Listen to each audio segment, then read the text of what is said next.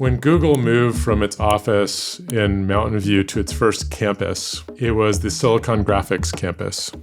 So Silicon Graphics was once a very great company that was big enough to have a campus, but had done so poorly that at some point they were selling their campus to another company. Bret Taylor. He was there at this time when Google was ascending to the pantheon of big tech companies. In fact, he was integral to the creation of Google Maps. It was the first of many world-changing companies he's been a part of. Later, he'd be named Chief Technology Officer at Facebook and work in another office building with a storied Silicon Valley past. Similarly, when Facebook went from having a building in Palo Alto to having a campus, it was Sun Microsystem's old campus. So I had this experience so early on in my career of being at these newfangled companies that basically took over the carcass of a once great technology company that at one point was at the top of the stock market and big enough to have these huge campuses. And I just realized that the half-life of big technology companies is not as long as we often think.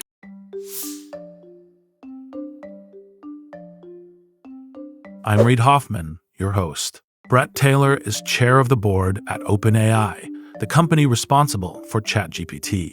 He is also the founder of a new AI-driven startup, Sierra.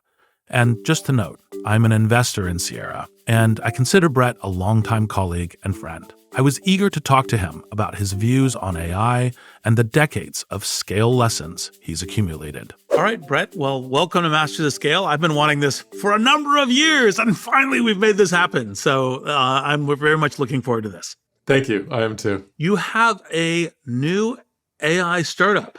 Tell me a little bit about Sierra and what you're doing. So Sierra is a conversational AI platform, which is a very big concept, but we have a very specific focus, which is helping consumer brands around the world build branded conversational AI agents. I have a 14-year-old daughter, and she's getting her learner's permit next year, which is insane. And I have a sense if it were a few years from now, rather than tapping around my insurance company's website, I'd be chatting with an AI agent to add her to our premium. Every company will want their own agent, and they'll spend as much care and attention on their AI agent as they do building their website, as they do building their mobile app. This is going to be one of the main digital artifacts as a business that you make.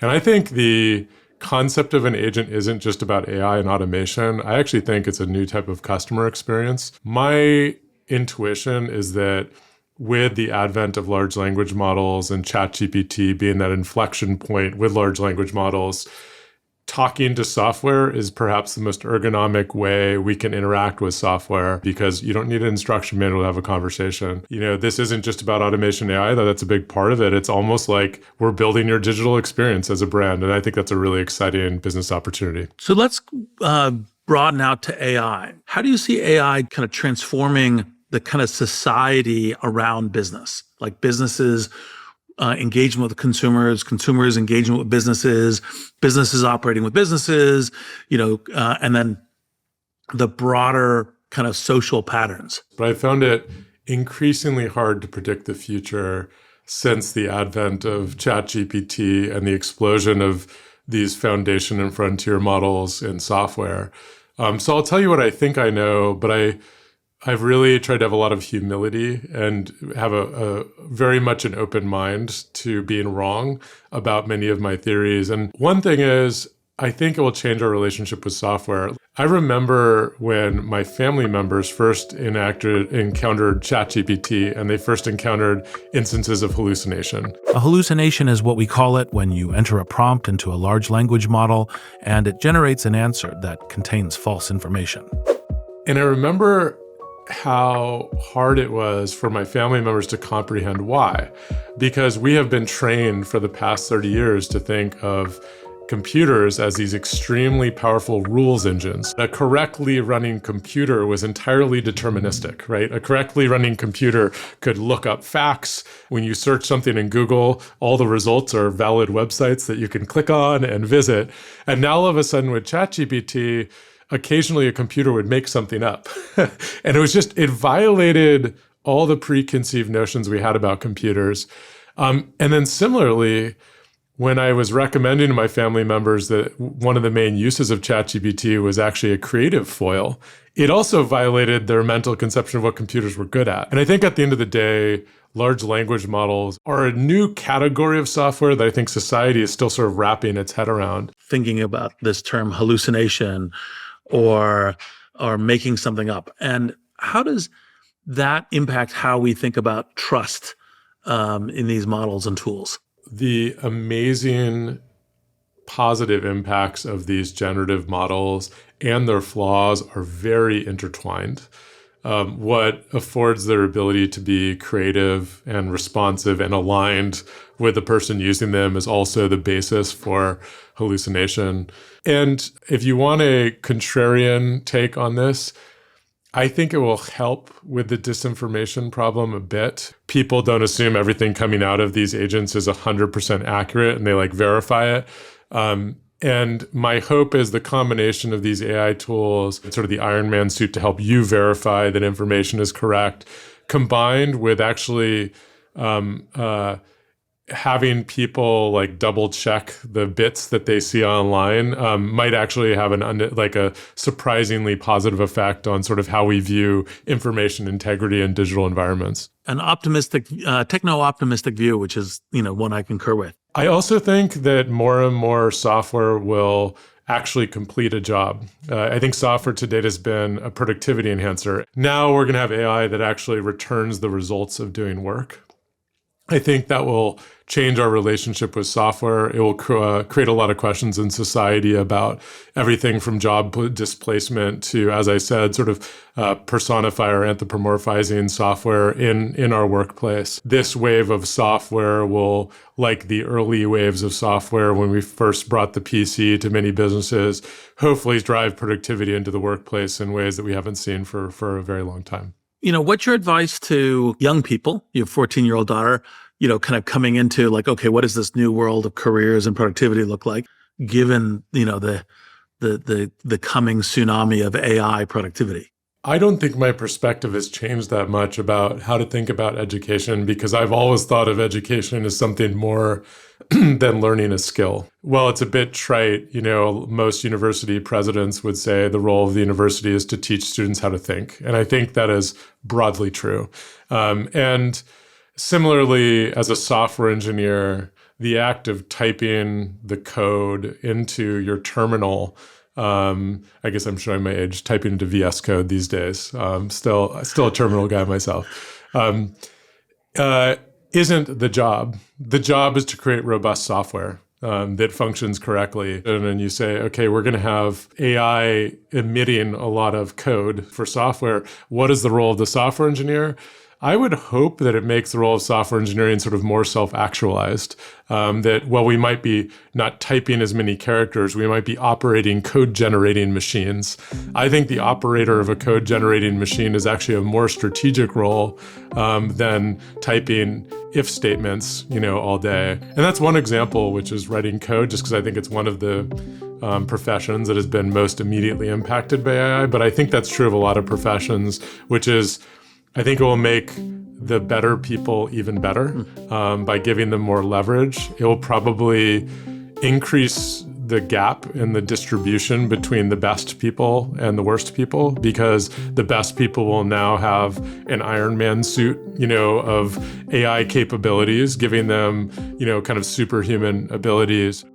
How much does that broaden across all of the functions, whether it's, business operations, finance, legal, customer service, sales, et cetera? Give some broadening from the software engineer into the other job functions. I think a new graduate will probably assume that the skills of their craft and the tools of their craft will almost certainly change in their career. Just think about what it meant to be a marketer 20 years ago versus a marketer today. It's almost a completely unrecognizable profession. It's almost data science at this point compared to what it was. And I think if you go into your career understanding that your tools don't define what you do, but actually it's the impact. And I think the folks who become ossified in the tools that they use defining their career will get left behind. And I think employers on the other side of that will need to embrace reskilling, tool learning, things like that. And just imagine being the first accountant to ever use Excel and how intimidating that must have been. We're all going to have those moments in our career, is my take. And I think having that learning mindset is the most important thing. I'm a huge believer that when old jobs go away, new jobs get created. And it can feel really uncomfortable.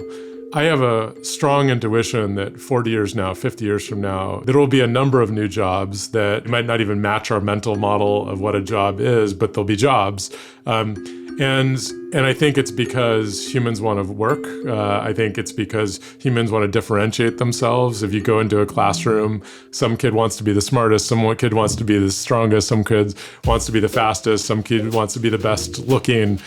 We're all competing for status in this world, and no amount of productivity in the economy will change that aspect of society or human nature. And as a consequence, we'll create an economy around the technology that exists around us to enable us to be what we've always been, as flawed as humanity is. So then, as kind of business owners or executives, what do you think the smart thing to do vis-a-vis this AI transformation is? What's the way to think about everything from running your business well, dealing with workforce? Let me start with just a really simple rule of thumb that I believe in, which is get at-bats. And what I mean by that is use this next generation of AI, use the foundation and frontier models that are now widely available in your business as widely as you can. Not every one of those experiments will work, but if you believe that this is a force that will change your business forever, you don't want to start developing experience in the technology once you know it's perfect. Because probably the reason you'll know it's perfect is because your competitor proved that it works. just being direct about it, right? And so I think right now, it's really important for leaders to give their management teams permission and in fact demand some experimentation here, recognizing that not all of those investments will bear fruit, but on the other side of it, that the companies who get a lot of at-bats, get a lot of experience, once the technology is truly mature, will be meaningfully ahead of their competitors in sort of applying this technology to drive real business outcomes. If you were kind of just throwing out things to get people more concrete imagery of at-bats, like what kinds of things? Like, would it be stuff in sales, stuff in internal analysis, stuff in what would you say? Like, here's a few things to kind of generate at-bat thinking. I'm a big believer in giving your employees access to ChatGPT. And I think that right now it's an incredibly useful tool. Your employees are probably already using it, by the way. So tell your employees, you should be using this as a tool in your day-to-day job. You should be using it to help refine an email. You should be using it for advice. You should be using it for analysis. So that's just the baseline. And I think every employee should have access to AI. On the sort of big internal jobs, one of the great things about large language model is synthesis and summary. Looking at data and summarizing large amounts of content is an incredible opportunity. If you have transcripts from a call center and want to summarize them, what a great job for AI. There's just so many, I would say, I hate this term, but low-hanging fruit in that area internally and sort of back office operations. You don't need to start with the core of your business, but if you're not deploying an AI for every customer, if you're not automating some back office processes, if you don't have a branded AI agent facing your customers, now when? When are you going to start learning about these experiences? You may remember that back in the fall of 2023, conflicts between OpenAI CEO Sam Altman and the board of directors there made news after the board ousted Sam. Soon after, Sam was reinstated, and some people left the board. This was the tense moment when Bret Taylor came on as the board's new chair. Despite your intense focus on building a company and being a super focused operator, you were persuaded to join the board to help with OpenAI. What was the thing that kind of made you kind of go, okay, I have to step into this? The personal emotional reason is I think it's important for OpenAI to exist.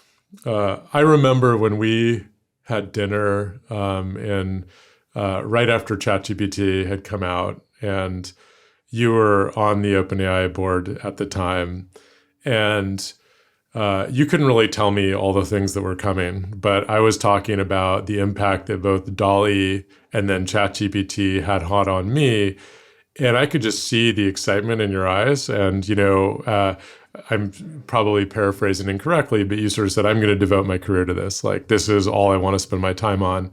And I credit OpenAI almost exclusively for that feeling inside of me. I remember the summer where DALL-E, I think maybe DALL-E or DALL-E 2, the moment with the avocado chair, I don't know when that was, but it was the sort of summer prior to ChatGPT. When I saw that, I had this just purely emotional reaction saying, like, I had no idea that computers could do this. And I'd spent my career as a software engineer, obviously not on the frontier of AI research, which is why it surprised me so much. And then ChatGPT came out, and it just impacted society broadly. And then when the governance crisis happened, I got some phone calls from both the outgoing board and Sam and Greg and others where, I'm paraphrasing, but there was some mutual trust that I could help mediate the outcome. And there weren't a lot of people that those parties had mutual trust in. I felt like I was in a position to help this organization that I had such a huge impact on me and so people I knew, just help it survive. Because I think there was a period in there where I was pretty concerned it might all fall apart. OpenAI was created in a pretty interesting and unique way. It started as a 501c3, a not-for-profit with a mission to benefit humanity broadly. Later, it also added a subsidiary that's for-profit, and there aren't many companies of any kind making more waves right now than OpenAI. When Bret joined as the board's chair, he agreed to uphold what's called a duty of care and a duty of loyalty. Basically, his job is to steer it honestly through the society-shaping moment. So the mission of OpenAI is to ensure that artificial general intelligence benefits all of humanity. And I joked when I was talking to my attorney when I was considering joining the board, I'm like, so I'm a fiduciary to humanity?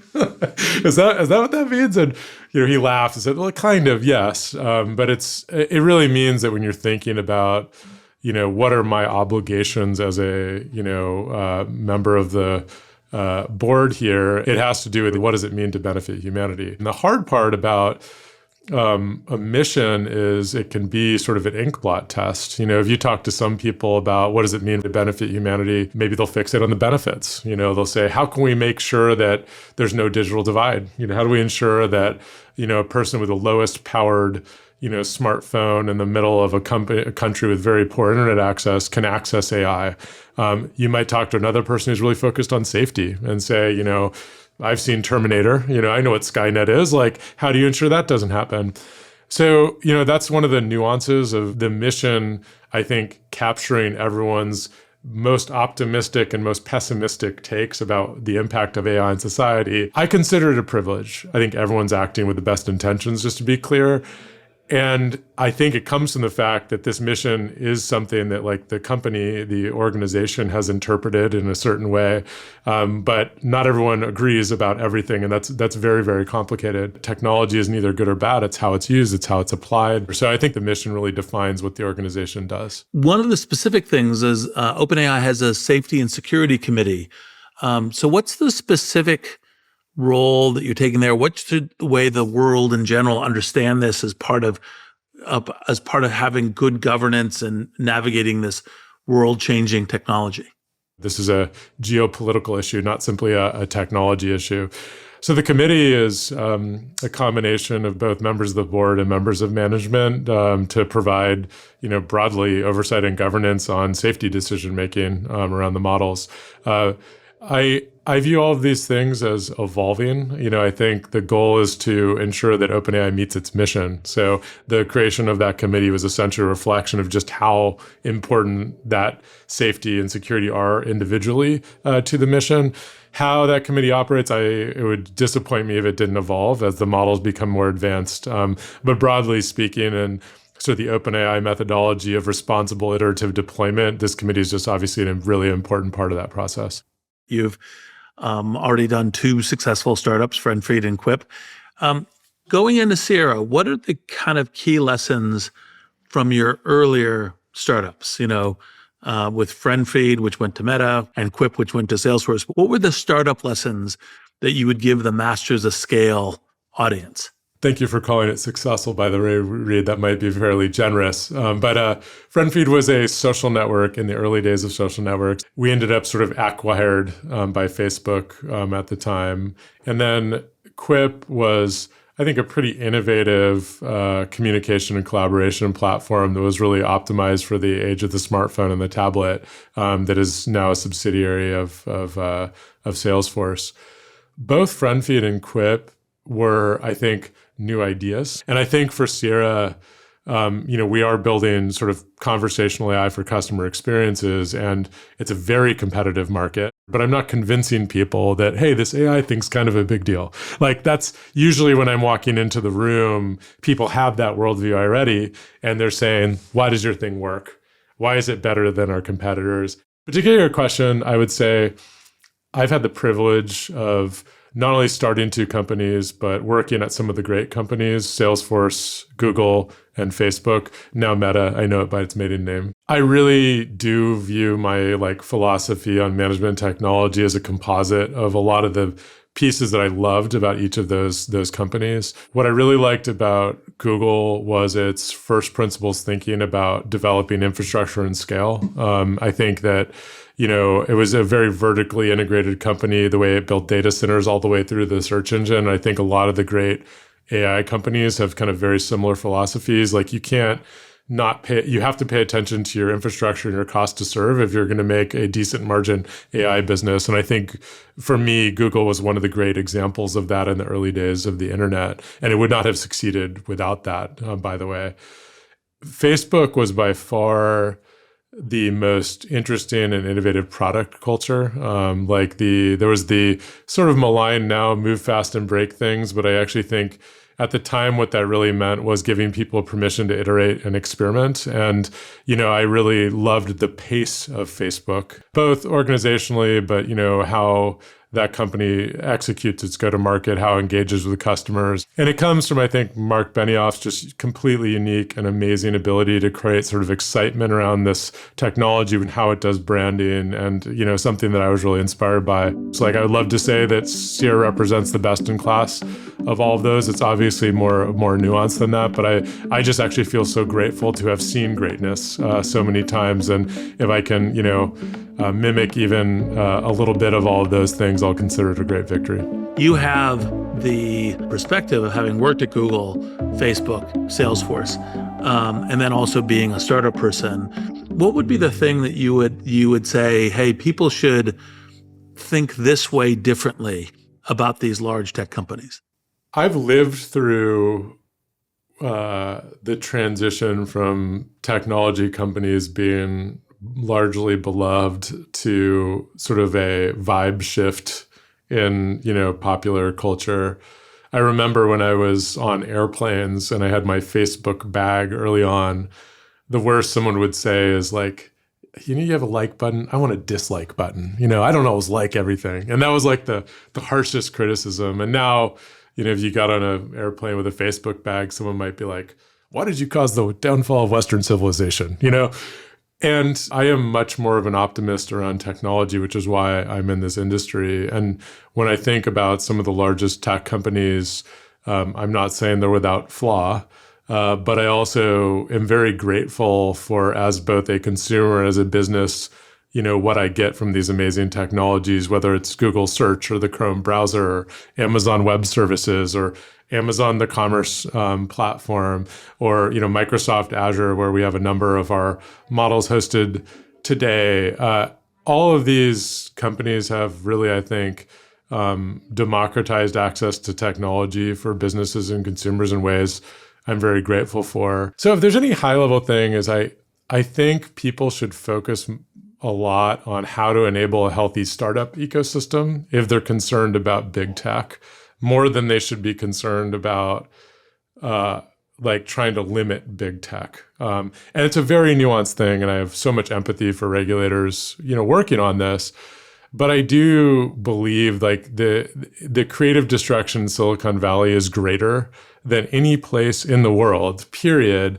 And the best possible thing to do to hold technology companies accountable is to encourage competition, or what, I think Andreessen and others call little tech. I think that's actually probably the most viable thing. I think it comes from the natural sort of creative destruction inherent in technology. And that's why I just think that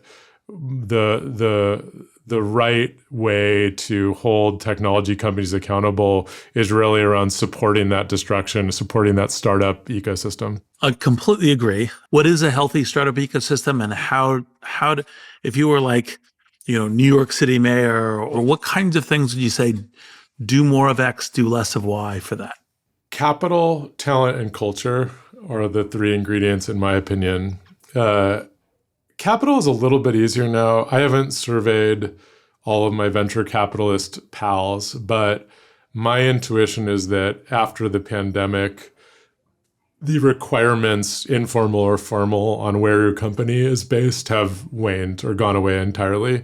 I think the talent and culture, though, is very hard to replicate. And it's the reason why the rumors of Silicon Valley's demise have been greatly exaggerated over the years, particularly, sort of in that period from 2020 till now. I'll start with talent. I just think because of the existence of so many incredible companies here, you end up with this sort of natural flow of talent between big tech and little tech that I think is really healthy. From the early days of Silicon Valley, all the early tech companies were started by alumni of Fairchild Semiconductor. So we've just had this like natural flow of people going from one company to another. It's actually an ecosystem where people work at a company, achieve some modicum of financial independence. Sometimes it's a lot. Sometimes it's just simply you're willing to take more risk and the cycle continues. But I think we have a culture here that it doesn't mean it celebrates failure, but it's tolerant of like really ambitious experiments in a way that is really hard to quantify and certainly hard to replicate for people outside of this. And it's why I think you'll see some founders whose first company doesn't really work and they start another company and they get a lot of investors, and there's sometimes some cynical social media posts about it, like, God, they failed and now they're investing. Whereas the investors here are like, well, this person had some great ideas, and man, they're such a more better entrepreneur now than they were the first time. Like, I'm going to take a bet on this person. This attitude of like tolerance of experimentation is so unique to Silicon Valley and just something I'm so eternally grateful for. I agree. I also think there's kind of the thing of, it's part of like Annalise Saxenian's regional advantage, the network of learning by talent moving around, by the conversations, by not having anti-competes. I think there's a stack of stuff there that's pretty important. We talked about the vibe question. What are the lessons from the social media companies? What are some kind of things we should be doing as startups, as an industry?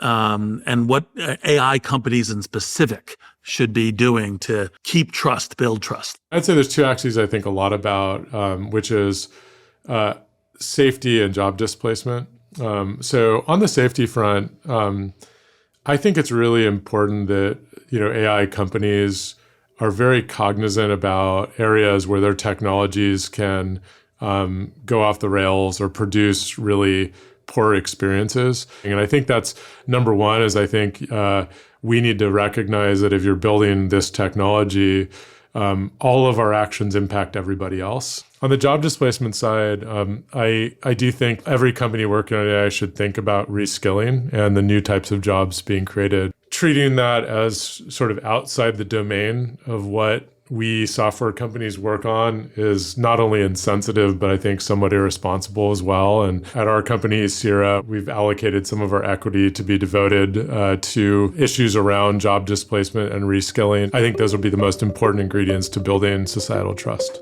I concur. It's super important. Before I let Bret go, I asked him a few more lightning round questions to better understand how his brain works. So what is the habit that has helped you succeed the most? Sleeping regularly 7 to 8 hours a night on a regular schedule. Prior to having children, I was the very stereotypical engineer that would stay up till, as late as I could, finishing the project I was working on. It turns out your kids wake up at like 6 a.m. no matter when you go to sleep. So I was sort of like waterboarded into sleeping on a normal schedule. And since then have grown to regret not having this sleep schedule for my entire life. When you're feeling stuck about a big decision, who do you talk to? I talk to my co-founder. I think a co-founder relationship is the closest thing to a marriage in business. And I think the greatest strength of co-founders is communication. And he's like my first phone call. Completely agree. What's one book that you think everyone should read? So this is one I don't think everyone should read, but I just, for some reason, as an entrepreneur, I like Endurance. It's the story of the team that was trying to reach the South Pole and got stuck for years and survived in some remarkable feat of human endurance. And there are low points in starting a company where you say, well, if they could eat seal meat for 2 years in the middle of a sheet of ice, I can get through this moment right now. Right. And well, by the way, if you ever have a temptation, I highly recommend going down to Antarctica because it's the closest you get to the phenomenology of being on a different planet with the safety of this one. And if you are tempted, I can give you some pointers. All right. Last lightning round question. How do you hope AI will change your future? Oh, that's a wonderful question. It's so hard because I started an AI company. And so, one of the, I think the greatest achievement for an entrepreneur is to create a company and a brand that outlives you. And I think you've done that with LinkedIn, though you're still here. I don't mean to imply your imminent demise. But what I mean by that is that LinkedIn has got to the point where it doesn't need Reid Hoffman anymore, and it has inertia.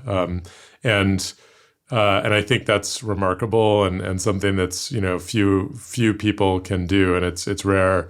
And for me, I think I hope in Sierra we're creating a company that is an enduring brand that will outlive me. And I think AI is the technology shift that's enabled us to create this company. And so I'm really grateful to be around for this opportunity and having the time of my life doing it. Well, Bret, as always, I could talk to you for hours more, but it's been a great pleasure and an honor on having you on Masters of Scale. Thank you for having me. The prolific impacts of Bret Taylor's career have combined to prepare him well for the two pillars of focus in his professional life now. As a startup operator, he's intentionally blending the best bits of all his former workplaces into a new company. And as chair of the board at OpenAI, he's leaning on every ounce of his time spent in Silicon Valley to help guide artificial intelligence toward a future that benefits all of humanity. I'm Reid Hoffman. Thanks for listening.